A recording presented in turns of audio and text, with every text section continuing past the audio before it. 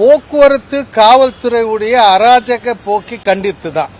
அதாவது இன்னைக்கு நான் கமிஷனர் சந்திச்சு மனு கொடுத்துருக்கேன். என்ன கொடுத்துருக்கேன்னா, வாகனங்கள் கனரக வாகனில் பகலில் விடுறதில்ல.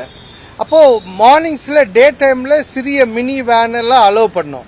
அந்த வாகனங்களே அலோவ் பண்ணுறதில்ல. அப்படி அலோவ் பண்ணாலும் ஒரு 2-3 கிலோமீட்டர் வரத்துக்குள்ளே 5 இடத்துல நிறுத்துறாங்க. எல்லா காவல் நிலையமும் எல்லா லிமிட்லேயும் காவல்துறை வாகனத்தை நிறுத்தி சோதனை செய்யணும் என்ற போர்வையில் என்ட்ரி கேட்குறாங்க. அப்போது ஒரு வாகனத்தை எதற்காக நிறுத்துறாங்க? ஒரு வாகனத்தினுடைய ஆர்சி, பர்மிட், இன்சூரன்ஸ் எல்லாம் இப்போது வாகன் போர்ட்டில் வந்துடுச்சு. எது வேணா வண்டி நம்பர் போட்டால் அந்த வண்டி எல்லா ரெக்கார்ட்ஸ் இருக்குன்னு வந்துடும். அப்போ ஏன் வாகனத்தை நிறுத்தணும்? சிட்டியில் இருக்கிற எல்லா சிக்னல்லையும் கேமரா இருக்குது. டிராஃபிக் வயலேஷன் சிக்னலில் மீறானா நீ அபராதம் போட்டுக்கோ. அப்போ எதற்காக லாரியை நிறுத்தி ரெக்கார்ட்ஸ் எடுத்துட்டு வா, வண்டியுடைய அந்த ஜிஎஸ்டி பில் கொண்டு வான்னு வண்டியை நிறுத்தி என்ட்ரி போடுறாங்க. இதை தடுக்கணும்னு இன்னைக்கு மனு கொடுத்துருக்கேன். அப்போ எங்களுக்கு டைமிங்ஸே நைட்டில் தான் லாரி அலௌடு. சிட்டியில் போர்ட்லேருந்து எல்லாமே சிட்டி உள்ளே இருக்குது. அப்போ வாகனம் சின்ன மினி வேனை கூட தடுத்தா அப்போ எப்படி பொருள் உள்ளே வருது? ஆகவே அதே தடுக்கக்கூடாது. அதாவது தடுக்கிறது வேற காவல்துறை அந்தந்த லிமிட். இப்போ 3000 டிராபிக் போலீஸுக்குன்னா 3000 பேரும் வாகனத்தை நிறுத்தணும்னு நினைக்கிறாங்க. அப்போ எல்லாம் யார் தான் நிறுத்தணும்? இப்போ செக் போஸ்ட் எடுத்துட்டாங்க, அதுக்கான சேல் டாக்ஸ் வண்டி இருக்கு, அவங்க தான் நிறுத்தணும். எல்லாரும் அது மாதிரி காவல்துறை நீங்க வாகனத்தை நிறுத்தி வாகனத்துடைய பர்மிட், இன்சூரன்ஸ் செக் பண்ணனா அவுட்டர்ல மதுரவாயில் வெளியே, பூந்தமல்லியில், ரெட் ஹில்ஸில் 3 இடத்துல நீங்கள் பண்ணீங்க.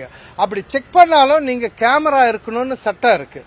கேமரா வச்சுக்கிட்டு செக் பண்ணுங்க. அப்படி கேமரா இல்லாத போலீஸ் போக்குவரத்து நிறுத்துறான்னா வாகன ஓட்டிகள் அவங்களுடைய செல்போனை கேமராவை பயன்படுத்த அலோவ் பண்ணுங்க. அப்போ எந்த பிரச்சனையும் வராது.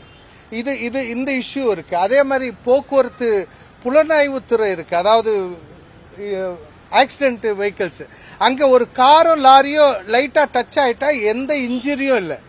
அந்த வாகனத்தை காம்ப்ரமைஸாக இல்லை ஒரு சிஎஸ்ஆர் கொடுத்து அனுப்பலான்னு சட்டம் இருக்குது. ஆனால் வாகனத்தை பெரிய வாகனத்தை எடுத்துகிட்டு வர சொல்லி அதில் பணம் கேட்டு வண்டியை நிறுத்தி ஹராஸ் பண்ணுறாங்க. இது இப்போ ஒரு 2-3 வருஷமாக ரொம்ப அதிகமாக ஆயிட்டுருக்கு.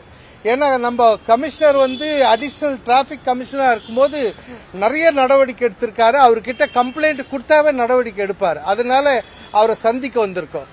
அதிக ஃபைன் இருக்கிறதுனால அதிக லஞ்சம் ஆயிடுச்சு. இப்போ ஓவர்லோடுக்கு 20,000 ரூபாய் ஃபைன், ஒரு டன்னுக்கு 2,000 ரூபாய் ஃபைன். அதிகம் ஆகவோ லஞ்சம் அதிகம் ஆயிட்டே போகுது. அதனால இதெல்லாம் குறைக்கணும்னு சொல்லி இன்னைக்கு கமிஷனருக்கு மனு கொடுக்க வந்தோம்.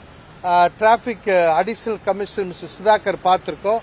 அவர் சிட்டியில் எங்கெங்கே வண்டிகள் நிறுத்தப்படுது அந்த டீட்டெயில்ஸ் எடுத்துட்டு நாளைக்கு பார்க்க சொல்லியிருக்காங்க.